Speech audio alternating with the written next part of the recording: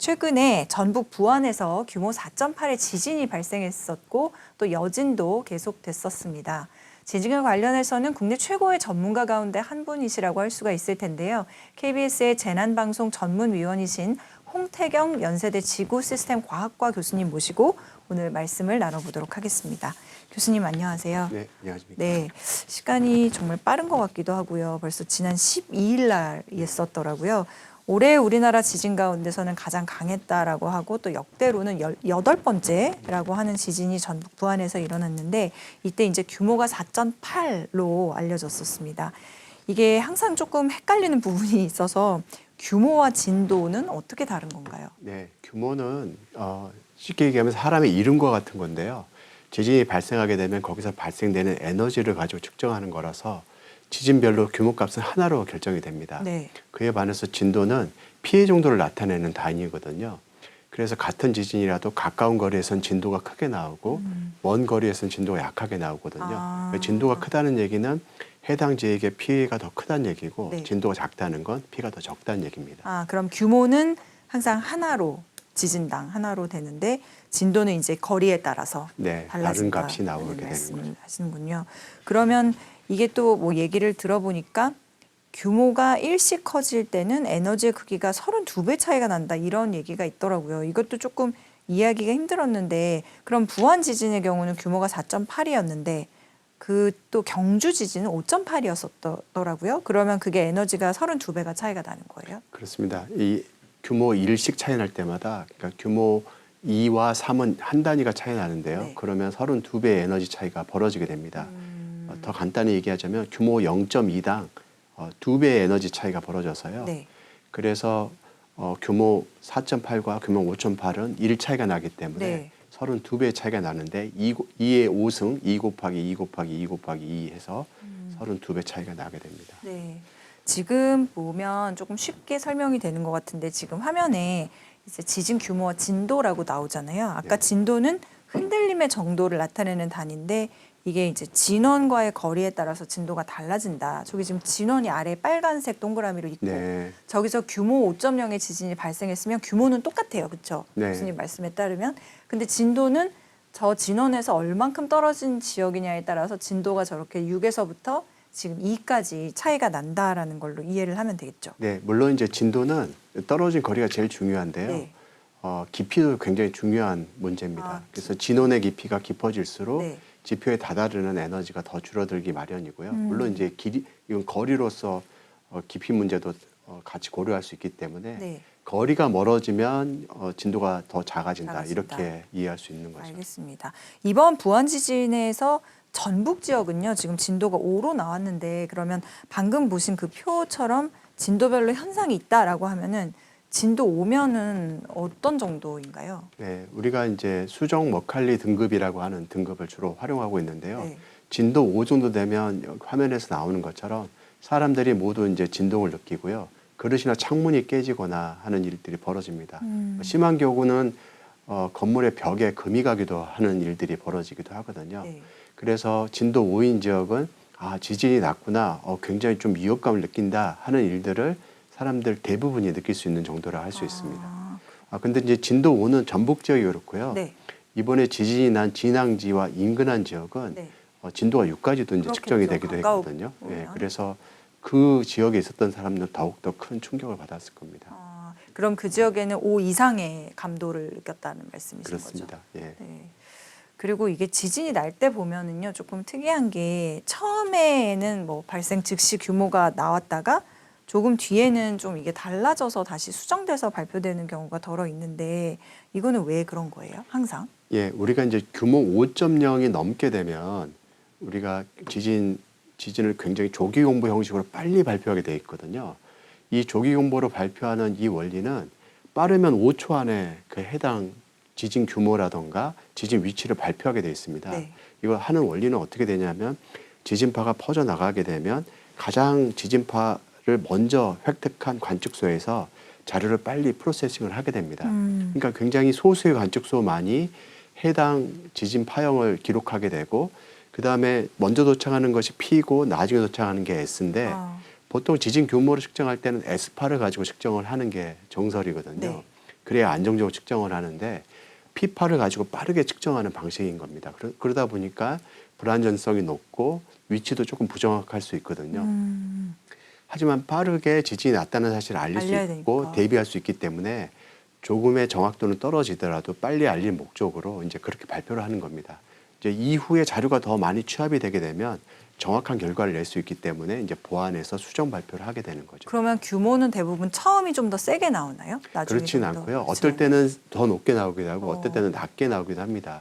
동일본 대지진 때는 최초의 지진 규모가 7.2로 발표됐습니다. 네네. 규모 9.0이었는데요. 나중에는 7.2, 7.3, 7.4에서 조금씩 올라가다가 나중에는 이제 9.0까지 다다르게 되거든요. 그래서 지진 규모 값이 이제 어느 스테이블한 안정적인 값이 도달하게 되기까지는 이제 수분의 시간이 보통 소요되게 마련입니다. 근데 어쨌든 뒤로 갈수록 좀 더 정확한 규모 값이 나오게 되는 거네요. 그렇습니다. 그런데 이제 빨리 알리는 게 목적이니까 지진파는 피파인 경우에는 지각에서 초당 6.5km씩 이동을 해 나가거든요. 네네. 그러니까 한 30초만 하더라도 180km나 되는 거리를 피파가 전파해 나가게 됩니다. 그러니까 30초 있다가 발표를 하게 돼버리면 웬만한 지역에서 피파가 다 쓸고 가버리는 상황이 되거든요. 그리고 에스파를 하더라도 30초면은 90km로 가기 때문에 네. 90km 안쪽 지역은 30초 있다가 발표했다가라는 아무런 정보도 못 받는 조금이라도 상태에서 빨리, 네. 대비를 못 하게 되는 거죠. 이게 갑자기 예전에 교과서에서 배웠던 거가 생각이 나는데 피파, 에스파 차이를 해보면은 피파가 조금 더 직선으로 가고 에스파는 이렇게 지그재그처럼 가서 피해가 오히려 에스파가 더 크다 이렇게 배웠던 것 같거든요. 제 기억이 이게 직선이냐 맞습니까? 지그재그로 가느냐가 피해를 이제 키우는 건 아니고요. 어떤 파든 실질적으로 땅을 크게 흔드는 게 피해가 커지기 마련입니다. 네. 피파는 진행하는 방향으로 이렇게 진동을 하게 되고요. 에스파는 진행하는 방향의 수직 방향으로 진동을 합니다. 그러니까 마치 에스파는 이렇게 가게 되면 옆으로 이렇게 흔들면서 가니까 지그재그처럼 가는 것처럼 보이는 네네. 거고요. 피파는 진행하는 방향으로 진동을 하니까 진행하는 방향으로 진동하는 것처럼 보이는 거죠. 그냥 어느 방향으로 진동하든 간에 많이 흔들리고 크게 흔들리면 그게 그만큼. 건물에 피해를 주고 흔들림에 위험합니다. 따라서. 네. 알겠습니다. 그리고 지진이 무서운 게 뭐 규모가 크거나 이제 진도가 더 높게 느껴지거나 이런 것도 있지만 또 여진이 굉장히 무섭잖아요. 그래서 부안 지진의 경우만 봐도 발생한 지 아흐레 만인 21일에 정부가 이제 지진 중대본 1단계를 해제했다고 들었습니다. 그리고 지진 위기 경보도 이제 그때 경계에서 주의로 낮춰졌는데 통상 그럼 지진이 나고 나서 어느 정도까지 여진 위험이 크다라고 경각심을 가져야 될까요? 이게 이제 지진마다 다른데요. 경주 지진 같은 경우는 경주 지진 여진이라고 평가되는 게 아직까지도 관측이 됩니다. 아직도요? 네, 그러니까 상당히 오랫동안 여진이 이어지고 있는 상황인데요. 근데 부안 지진 같은 경우는 굉장히 좀 특별해서 물론 이제 경주 지진에 비해서는 32배나 작은 지진이지만 굉장히 빠른 속도로 여진이 감소하는 것이 관측이 됐거든요. 이 부안 지진이 발생하고 5시간 반 만에 규모 3.1 정도 되는 큰 여진이 발생했지만 그 후로는 여진 수나 규모가 급격하게 감소가 됐고요. 부안 지진이 발생하는 단층 면의 크기를 보게 되면은 본진을 기준으로 해서 북동 방향으로 한 1km 되는 지역이 부서졌습니다. 그렇게 해서 지진이 발생을 했는데 보통의 규모 4.8 정도 지진이 되면은 단층의 끝단에서 여진이 적어도 뭐 1개월 아니면은 짧게라도 한 수주 동안 이어지기 마련인데 굉장히 빠른 속도로 발생 빈도가 줄어드는 것이 관측이 됐거든요. 이것은 해당 지역의 지질이라든가 그곳에 쌓인 응용량에 달려있는 문제인데요. 불행히도 이 부안 지진 같은 경우는 이 지진을 유발한 단층이 무엇인지 단층의 크기가 얼마인지를 정확하게 알고 있지 못한 상황이기 때문에 앞으로 이 지진이 더 이상 여진을 내지 않고 멈출 것이냐 네. 이것마저도 단정하기는 어려운 상황이라 할 수 있습니다. 현재는 여진이 잠잠해졌지만 이것으로 끝일지는 단언하기 좀 어려운 상황인 거죠. 그러면 궁금해지는 게 교수님께서 지금 땅속에 뭐 단층이 어디서 발생한 건지 모른다 이런 말씀을 해주셨기 때문에 모르면은 더 뭐라 그러죠? 위협적으로 느껴진다 그래야 되나? 그래서 최근에 이제 대통령께서는 뭐 전국적인 단층 조사 지시 이런 것도 있었다고 들었는데 그러면 지금 이 한반도 땅속에 있는 단층에 대한 연구는 좀 잘 안 된 건가요? 어느 정도 진척된 거예요? 경주 지진과 포항 지진을 계기로 해서 한반도 전역에 대한 단층 조사가 이루어지고 있습니다. 경주 지진이 일어난 영남 지역을 중심으로 해서 먼저 단층 조사가 있었는데요. 우리나라는 크게 보면 행정안전부와 기상청이 단층 조사를 하고 있는데 네. 행정안전부는 이제 지표조사 위주로 하고 있고요. 기상청은 지하의 숨은 단층이라고 해서 지하에 숨겨진 단층을 찾고 있는 형국입니다. 2017년도 포항 지진이 일어난 즈음부터 이제 전국을 권역으로 나눠서 조사가 이루어지고 있는데 행정안전부는 이제 영남 지역을 이제 마쳤고요. 기상청은 영남 지역과 수도권 지역을 마무리를 했습니다. 그리고 이제 행정안전부는 최근 들어서 수도권 지역에 대한 단층 조사를 하고 있고 기상청은 이제 이 강원 지역을 하고 있거든요. 마침 이번 지진이 난 이 전북 부안 지역 같은 경우는 행정안전부 같은 경우에는 2027년, 그다음에 기상청 같은 경우는 2032년부터 조사가 예정된 지역이거든요. 네. 그러다 보니까 조사가 이제 많이 되지 않았고 단층의 크기라든가 이런 것들이 모르는 상태였습니다. 물론 이제 지표에 알려져 있는 단층이라고 하멸 단층이 이제 지진 발생 초기에 지진을 유발한 단층이 아닌가라고 지목이 되기도 했지만 네. 이번 지진이 발생한 위치로부터 하멸 단층까지 거리가 한 20km 정도 떨어져 있거든요. 그러다 보니까 이번 지진을 일으킨 게 정말 하멸 단층인지에 대한 논란이 굉장히 많은 상황이고요. 실제로 한반도에서 지진을 발생시키는 수많은 단층들이 지표에서 확인되는 단층과 연결되는 단층이 거의 없는 상황입니다. 이 경주 지진을 일으킨 이 단층이라던가 포항 지진을 일으킨 단층이 다 지하에 숨겨져 있는 단층들이었거든요. 나중에 지진 나고 나서야 이곳에 단층이 있었구나. 이곳에 지진을 일으키는 활성 단층이 있었구나라는 사실을 알게 된 거죠. 그래서 대통령께서 이번에 말씀하신 것은 이렇게 현재 지진이 발생하는 단층들이 지하에 숨겨진 단층인 것이니까 빠른 시간 내에 이런 단층들을 빨리 찾아서 선제적으로 이제 대응을 해야 된다라는 이제 얘기가 되는 거고요. 그런 차원에서 올해 하반기부터는 행정안전부가 먼저 이 부안 지역 중심으로 먼저 단층 조사를 한다라는 보도도 있었습니다. 네. 단층 조사라는 게 어려울 것 같아요, 굉장히. 굉장히 어렵고요. 이제 행정안전부가 주로 하는 방식은 지표 조사를 통해서 하는 거기 때문에 지표의 단층 면이 실제로 드러난 것들 위주로 찾고 있습니다. 그다음에 지형이라든가 이런 걸 봤을 때 단층이 있을 법한 지형을 찾아가는 방식인데요. 그런 방식은 이제 시간도 많이 들고 굉장히 좀 어려움이 많은 실제로 드러난 단층 가운데 지진을 유발하지 않는 단층들이 많기 때문에 그걸 골라내는 과정도 되게 어려운 과정입니다. 이 기상청에서 하는 방식은 지하에 숨겨진 단층들을 찾기 때문에 또 실질적으로 지진을 유발하는 단층들을 찾는 방식이거든요. 이것은 지진이 예상되는 지역에 지진계를 조밀하게 깔아서 미소 지진들을 찾아서 단층의 크기나 자세를 확인하는 방식입니다. 그래서 실질적으로 지진을 유발하는 단층을 찾기 때문에 지하의 단층이 얼마만큼 큰 게 있고 현재 지진을 유발하는지 여부를 즉각적으로 알 수가 있는 거죠. 그래서 이런 기상청 방식이 보다 지하의 지진을 유발하는 단층을 찾는 데는 보다 더 효과적인 방법이라 할 수 있습니다. 근데 그러면은 단층 조사를 하면은 지진이 어디서 발생을 할지를 예측하는 게 가능한가요? 말씀드린 것처럼 이제 기상청 같은 경우는 실제로 지진을 유발하는 단층을 지진계를 통해서 찾기 때문에 지진을 내고 있기 때문에 지진을 유발하는 단층이라고 바로 쉽게 확인할 수 있고요. 네. 하지만 이제 행정안전부에 찾는 방식은 실제 드러난 단층이긴 하지만 지진을 유발할지에 대해서 평가가 필요합니다. 그래서 가장 마지막으로 단층 운동을 한 시기 같은 것들을 평가를 해야 되고요. 그러려면 연대 측정들을 해야 되고 최종적으로 지진을 유발한 그 단층 운동을 한 시기가 가까운 시기가 되면 이건 지진을 유발한 단층이구나 이런 식으로 이제 확인하게 되는 거죠. 그다음에 이제 우리가 많이 익히 알고 있는 게 이제 환태평양 조사인데 불의 고리라고 하는 건데 그 근처에 있으면은 지진 위험, 뭐 화산 활동 이런 위험이 높다라고 알고 있잖아요, 상식적으로.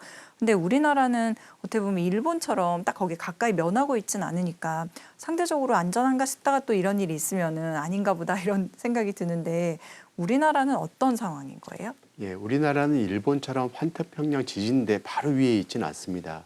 일본, 대만 등은 바로 판의 경계부에 위치해 있는데요. 이런 판의 경계부가 바로 이제 환태평양 지진대에 속하는 곳이라 할 수 있습니다.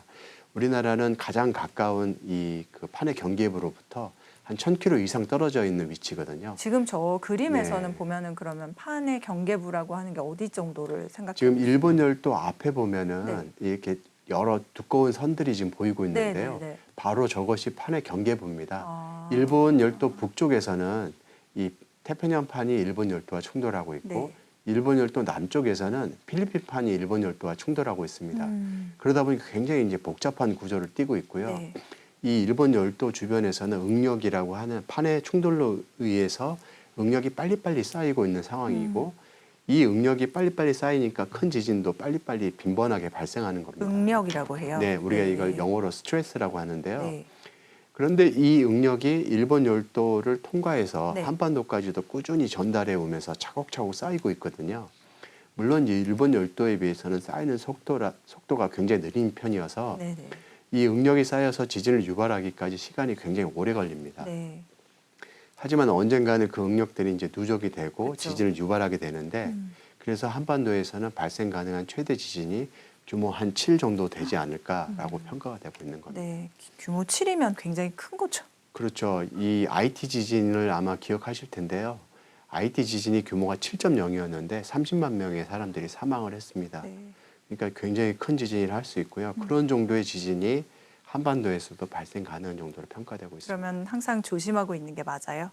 항상 조심해야 되는 게 필요하고요. 이제 그거보다 더 우선되는 거는 진짜 지진을 날 만한 단층은 어디에 있느냐. 그런 것을 조사를. 평가를 하는 게 먼저 필요하고 아. 한반도 전역을 다 지진으로부터 안전한 내진 성능을 구축하는 것도 필요하지만 네. 전 지역을 그렇게 하는 거는 굉장히 많은 경제적인 소모가 필요하거든요. 그러니까 단층이 어디 있는지 확인하고 그 해당 단층이 발생 가능한 최대 지진인지 얼마인지 안다면 그 단층 주변에 있는 지역부터 선제적으로 먼저. 대비하는 게 필요하거든요. 네. 그래서 단층을 찾는 일이 가장 경제적이고 고효율적인 방법이라 할 수 있습니다. 그러면 교수님께서 혹시 지금 파악하고 계신 지역들 중에 이 지역은 조금 그런 내진 설계라든지 이런 게 좀 급하다라고 생각되시는 지역이 있을까요? 우리나라는 지진 발생 빈도 측면에서 보자면은 영남 지역이라든가 이 속리산 이 일원이라고 할 수 있는 내륙 지역, 동해안, 남해안, 서해안 등이 이제 지진 발생 빈도가 높습니다. 높아요. 아, 네. 하지만 요 지역이 아니라도 최근 들어서는 이 규모 4.8이 넘는 지진들의 위치를 보면 전국적으로 이렇게 흩어져서 발생하는 경향이 있거든요. 그러니까 작은 지진만을 놓고 보자면 아까 그렇게 군지평으로 보이지만 큰 지진을 보면 전국적으로 퍼져 있는 형국이라서 네. 오히려 큰 지진만 따져보자면 전국적으로 대비해야 되는 상황이라고 할 수도 있습니다. 그래서 이제 단층 조사가 필요하게 되는 네. 거죠. 근데 이제 바닷가 지진, 바닷가 부분, 그러니까 그런 지역들이 또 조심해야 되는 게 지진 해일 때문에 그런데 우리가 뭐 후쿠시마 원전 사고 때도 너무 잘 알고 있지만 이 지진 해일이 무섭잖아요. 그리고 우리나라에도 보면은 과거 1983년, 1993년 이때 지진 해일이 일본 쪽에서 발생한 지진으로 인해서 있었다는 기록이 있고, 근데 이게 일본 쪽에서는 그래도 동해안까지 도달하는 데는 시간이 조금은 걸리는 거죠. 네. 어느 정도. 보통 지금 지진 해일을 일어나서 피해를 준 지진들이 일본 서쪽 해안에서 발생한 지진들입니다. 홋카이도 근해에서 주로 서쪽 해안에서 발생한 지진들이 피해를 일으켰는데요. 이 지진에 의해서 지진 해일이 발생하게 되면 한반도까지 도착하는데 한 3시간에서 4시간 정도 소요가 됩니다. 홋카이도에서. 서너 시간 정도. 홋카이도에서 네. 발생을 하면요. 이번 새해 1월 1일 노토반도에서 발생한 지진 같은 네. 경우에는 한반도 해안까지 도착하는데 한 2시간 좀 걸렸습니다. 그러니까 잠깐만요. 어쨌든 간에 동해를 가로지르는데 시간이 이제 몇 시간은 필요한 상황이거든요. 이제 그렇기 때문에 그에 대한 대비할 수 있는 시간도 충분하다고 할 수 있습니다. 지진이 발생하게 되면 대피할 수 있겠네요. 그렇습니다. 그동안에. 지진파가 먼저 도착하게 되고 지진파를 측정하게 되면 규모가 얼마구나라는 걸 알게 되니까 지진 규모가 크면 클수록 지진 해일을 발생시킬 수 있는 확률과 지진 해일의 높이도 높아지게 되거든요. 그러니까 대응할 수 있는 시간과 정보가 이제 충분한 상황이라 할 수 있는 거죠. 그럼 지진 해일은 규모 얼마 이상일 때 온다, 뭐 이런 게 그렇게 예측할 수 있나요? 일반적으로 규모 7.0 정도 되면 지진 해일이 발생한다라고 알려져 있습니다. 지진이 발생하는데 해일이 발생하는 데 있어서 중요한 것은 지진 규모도 중요하지만 지진 발생 깊이도 중요하거든요. 네. 만약에 규모 7.0인데 깊이 한 30km나 되는 곳에서 발생을 했다 그러면 이 단층면이 지표까지 쪼개지지 못하게 됩니다. 그런데 만약에 규모 7.0인데 깊이 한 5km쯤 발생한 지진이라면 단층면이 이 해저면까지 다다르게 되거든요. 네. 그럼 단층 운동으로 이 해저면이 갑자기 움직이게 되고요. 그 위에 있는 바닷물도 해저면이 움직이니까 덩달아 움직이게 되는 그렇죠. 거거든요. 그렇겠죠. 수직으로. 그래서 이 단층 면이 수직한 운동을 동반하는 운동을 하게 되면 그 위에 있는 물도 그만큼 출렁이게 물렁거리다가. 되고 네. 그다음에 이제 퍼져 나가는 게 바로 지진 해일입니다. 네. 그래서 이제 지진이라도 깊은 곳에 발생해서 해저를 움직이지 못하면 결국 지진 해일을 발생시키지 못하게 되는 거죠. 그래서 그런 여러 가지 요건이 만족해야지만 지진 해일이 발생하게 됩니다. 그러니까 꼭 이러니까 일어난다. 네. 이건 아니라는 네. 말씀이네요. 근데 그러면 한 가지 또 궁금한 게 일본에서 오는 지진 해일은 대피할 시간이 비교적 있는데 동해안 앞바다에서 나버리면 그때는 어떻게 돼요? 바로 지진 해일이 오나요? 네, 굉장히 난처한 상황이고요. 우리나라 지진 같은 경우에는 해안선에서부터 약 60km 안쪽이 대부분의 지진들이 발생하고 있습니다. 굉장히 많이 몰려 있는데 그 이유는 이 동해 열림 현상과 관련이 있는데요. 예전에는 일본 열도가 한반도 동쪽에 붙어 있다가 떨어져 나가면서 동해가 만들어졌거든요. 이게 중생대라고 하는 지질학적 시기에 일어난 일입니다. 네. 그때 그 쪼개져서 나간 부분이 단층이 만들어져 있고 이 단층이 현재 힘을 받아서 지진을 유발하고 있는 단층으로 성장하고 있거든요. 그래서 이런 지역들이 해안선과 공교롭게 굉장히 가까운 60km 안쪽에 모여 있습니다. 그래서 이곳에서 만약에 규모 7, 아까 말씀드린 정도의 지진이 발생하게 된다면 지진 해일을 동반할 가능성이 크게 되고요. 그러면은 이런 그 지진 해일은 해안선까지 약 20여 분 안에 도착하는 일이 벌어지게 됩니다. 그러니까 지진이 발생하고 나서 지진 해일이 도착하기까지 시간이 별로 없기 때문에 그러네요. 20분이네. 예, 충분한 시간이 없게 되는 거죠. 대피할 만한 충분한 시간이 없기 때문에 이런 지진이 발생할 거에 대한 대비도 이제 필요한 상황이라서 어떻게 해야 되나요? 굉장히 난처한 상황입니다. 동일본 대지진이 해안선에서부터 약 200km 떨어진 바닷가에서 해저에서 발생을 했거든요. 그래서 이 지진 해일이 해안선까지 도착하는데 30분이 조금 넘는 시간이 걸렸습니다. 지진 해일이 전파 속도는 수심과 굉장히 밀접한 관계가 있어서요. 깊은 바다일수록 되게 빠른 속도로 더 전파하거든요. 깊으면 더 빨라요. 네, 그렇습니다. 그래서 우리는 불과 동해 앞바다로 가면 한 1km쯤 되지만 그 일본 해역은 더 멀리 가게 되면 수 킬로 이상 되는 깊이가 되고 이곳에서는 지진 해일이 발생하면 굉장히 빠른 속도로 전파하는데 제트기의 속도입니다. 시속 한 800km 정도 되거든요. 굉장히 빠른 속도로 전파하기 때문에 한 30분 좀 넘는 시간에 도착했습니다. 그래서 200km 떨어졌지만은 해안선에 있는 많은 사람들이 피해를 받고요. 맞아요. 많은 사람들이 목숨을 잃은 이유가 거기 있는데 우리나라 동해 같은 경우는 가깝긴 하지만 바다의 깊이가 비교적 얕고 그래서 조금 더 시간이 걸리지만 여전히 가깝기 때문에 문제가 되는 거거든요. 그래서 20여 분의 시간이 있어서 이 시간은 굉장히 짧은 시간이라 할 수 있는 거죠. 그냥 신속하게 하는 최선을 다할 수밖에는. 그렇죠. 그러니까 만약에 지진 해일 경보를 들으셨다. 우리나라도 지진 해일 경보를 내리게끔 돼 있거든요. 기상청에서. 만약에 들으셨다면 신분증, 지갑 이런 걸 다 두시고요. 빠른 속도로 높은 곳으로 이동하셔야 됩니다. 멀리 도망가면 안 되고요. 동일본 대지진 때도 예를 보셨지만 아까 말씀드린 것처럼 지진 해일 전파 속도가 제트기 속도입니다. 차를 타고 도망가더라도 달려서 도망가더라도 비행기보다 빨리 도망갈 수는 없거든요. 그렇네요. 네, 그러니까 멀리 도망가셔는 안 되고요. 높이 가셔야 됩니다. 멀리가 아니라 높게. 시간이 별로 없기 때문에 빠른 속도로 높이 고층 건물 위로 올라가는 것이 상책이고요. 없으면은 동산이나 산 위로 올라가는 것이 또 다른 방책입니다. 근데 건물 같은 경우는 무너질까 봐 사실 높게 올라가는 것도 되게 두려울 것 같아요. 네, 이 동일본 대지진 같은 경우에는 지진 해일 높이가 한 30m 정도 됐거든요. 30m보다 넘는 이제 건물을 찾는 게 일단 관건이었을 테고요, 당시에. 근데 이제 이 건물, 고층 건물 같은 경우에는 지지를 충분히 튼튼하게 기반 공사를 하기 때문에 지진 해일로 건물이 넘어지거나 하지는 않습니다. 그래요? 예, 그래서 고층 건물의 높은 곳으로 도망하시면 대피하시면 멀리 안전할 수 가지 있다. 말고 높은 곳으로 가라.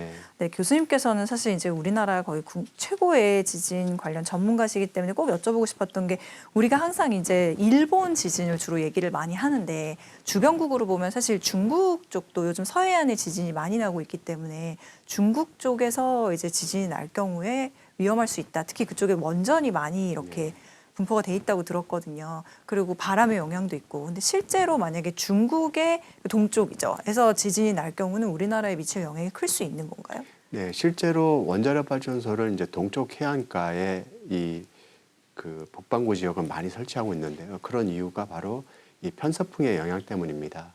만에 하나 이제 그 원자력 발전소가 피해를 보게 되면 파손되게 되면 방사능이 노출될 수 있는데 그것이 편서풍의 영향을 따라 동쪽으로 흘러가려면은 해당 국가의 동쪽에 설치하는 것이 해당 국가로 보면은 좋은 방책이라 할 수 그렇겠죠. 있습니다. 또 이제 바다를 면에 있어야지 냉각소를 이제 취소할 수 있기 때문에 바다의 면하고 동쪽에 이제 원자력 발전소 세우는 게 상례라고 할 수 있습니다. 네. 우리나라 같은 경우도 대부분의 원자력 발전소가 동쪽의 면에 있고 물론 이제 우리가 이 서쪽 해안에도 지금 영광에 한 곳에 있긴 한데요. 중국도 이제 그런 차원에서 동쪽 해안가에 많은 원자력 발전소를 최근에 세우고 있거든요. 근데 공교롭게도 서해 지역에서는 굉장히 지진 발생 빈도가 높은 편입니다. 네. 그리고 이곳에서는 규모 5.0 이상의 지진이 발생한 이력들이 관측이 되고 있거든요. 특히 원자력 발전소 현재 세워진 위치와도 굉장히 가까워서 만에 하나 이제 큰 지진이 이 지역에서 발생하게 되면 해당 지역의 원자력 발전소에 위험을 줄 가능성도 가능성이 있습니다. 있고. 그렇게 되면 그 피해는 이제 우리나라로 연결될 가능성도 없지 않아 있습니다. 그런 상황은 정말 없었으면 네. 좋겠습니다. 교수님 떠나시기 전에 정말 그러면 우리나라도 지진의 위협에서 안전하지 않기 때문에 이것만큼은 꼭 기억해라. 이런 지침을 좀 주시면 좋겠습니다. 네, 지진이 나면은 처음에는 굉장히 당황스럽게 되는데요. 지진 경보, 속보를 만약 듣게 되신다면 일단 건물 밖으로 대피하려고 애를 쓰지 마시고요. 속보가 왔다는 것은 해당 지역에 아직 지진파가 오지 않았을 가능성이 큽니다. 그런 정보를 듣게 되면 일단은 안전한 곳에 몸을 먼저 보호하는 게 필요한데 네. 혹시라도 시간이 있다면은 현관문을 열고 가스불을 끄는 정도의 신속한 행동을 하시고 탁자 밑에 몸을 이제 보호해야 됩니다. 그리고 이제 지진파가 지나가게 되면 건물의 흔들림이 멈추게 되면 바로 건물 밖으로 나가게 되는데 5개 대피소로 대피하시면 되겠는데요. 평상시에 하실 일들은 이 5개 대피소의 위치가 어디 있는지를 확인해 놓으시고 지진 발생이 일어나고 나서 좀 잠잠해지게 되면 바로 대피하시는 곳으로 활용하시면 되겠습니다. 네, 알겠습니다. 네, 여기까지 들어보도록 하겠습니다. 지금까지 홍태경 연세대 지구시스템과학과 교수님 모시고 말씀 나눠봤습니다. 오늘 귀한 말씀 고맙습니다, 교수님. 네, 감사합니다. 네.